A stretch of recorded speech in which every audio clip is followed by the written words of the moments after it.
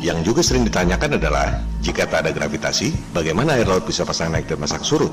Pertanyaan ini timbul karena dari kecil Anda diajarkan bahwa pasang naik dan surut disebabkan oleh gravitasi bulan. Karena sering mendengar, familiar, rasanya benar. Karena sudah melihat penjelasan dalam bentuk kartun CGI, lantas orang beranggapan bahwa gambar kartun itu nyata. Hanya sedikit yang bersikap kritis dan cerdas. Air samudra itu masanya 1,4 juta triliun metrik ton. Kalau air samudra sebesar 1,4 juta triliun metrik ton itu bisa ditarik oleh gravitasi bulan, kenapa badan Anda yang cuma 50 kg nggak ketarik? Dan kenapa cuma air laut yang mengalami pasang? Kenapa air danau tidak? Gunakan kecerdasan Anda. Coba pelajari data. Berapa sih gravitasi bulan? Bagaimana mungkin bulan yang katanya punya gaya tarik cuma 1,6 meter per second kuadrat, jaraknya katanya 400.000 km, bisa narik air laut yang masanya 1,4 juta triliun metrik ton? Sementara Anda yang beratnya 50 kg tidak tertarik sama sekali. Gunakan rumus gravitasi yang manapun, bukan dengan opini dan fantasinya sendiri, tak bakal bisa dijawab. Air laut pasang akibat gravitasi bulan adalah mitos yang tak bisa dihitung dan tak dapat dibuktikan di alam nyata. Itu bukan sains, itu adalah tahyul yang diajarkan berulang-ulang di sekolah. Coba dengarkan apa kata saintis Globe sendiri tentang mitos gravitasi penyebab air laut pasang.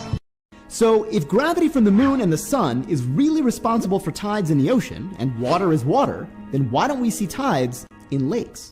Yang mengalami air pasang hanya laut, tak berlaku untuk air tawar. Guess what?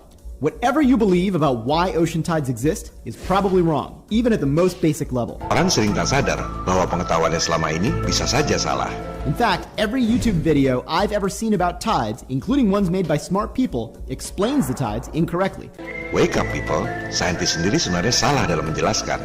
Typically, they show this diagram along with an explanation that goes something like this. The moon's gravity is stronger at point A and weaker at point B than it is at Earth's center. The net effect of this differential in the moon's gravity across the Earth is to stretch the oceans out like taffy, ergo why the oceans bulge out at opposite points along the Earth-Moon line. Now that explanation sounds plausible, and a lot of well-known scientists give it, but as we'll see, it's not correct. Bahkan penjelasan yang sering disampaikan oleh saintis terkenal pun salah. What's wrong is the explanation for the bulges. They aren't actually being lifted or stretched by that gravitational differential. Something much more subtle is happening that even many professional astronomers and physicists misunderstand, including me for many years. Betapa naifnya jika orang berpikir apa yang dikatakan oleh saintis itu pasti benar. So don't feel bad. Tides are tricky. But today, we're going to set the record straight, and in the process, understand how it could be that the ocean has tides, but lakes, bathtubs, and cups of coffee don't. Lantas, kenapa bisa terjadi air laut pasang? Anda harus paham hukum fisika yang bernama diamagnetik, bahwa air itu menolak magnet.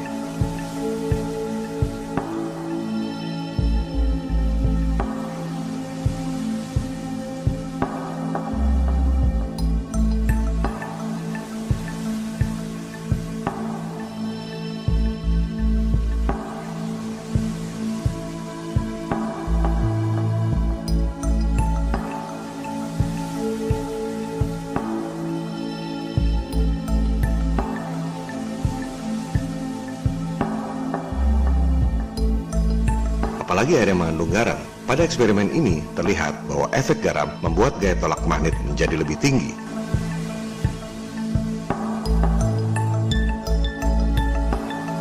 Itu sebabnya yang mengalami pasang naik surut adalah air laut, bukan air danau.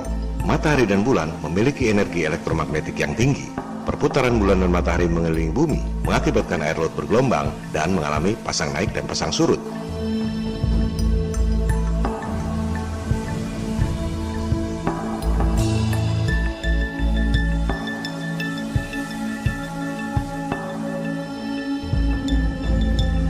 Matahari dan bulan adalah dua energi yang berlawanan. Matahari memiliki sifat elektromagnetik positif, membuat air laut pasang surut di siang hari.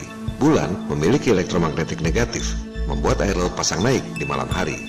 Posisi bulan dan matahari mempengaruhi kuat atau lemahnya daya pasang. Sama seperti baterai yang membutuhkan energi positif dan negatif untuk bekerja dengan baik. Ketika posisi bulan dan matahari pada titik terdekat dan terjauh, yaitu awal bulan dan tengah bulan Hijriah alias bulan purnama, air laut mengalami pasang yang lebih besar, disebut spring tide. Ketika posisi bulan dan matahari 90 derajat, sekitar tanggal 7 dan tanggal 21 Hijriah, daya pasangnya pada titik terendah disebut neap tide. Asal kata dari neap dalam bahasa Inggris kuno, artinya tanpa daya.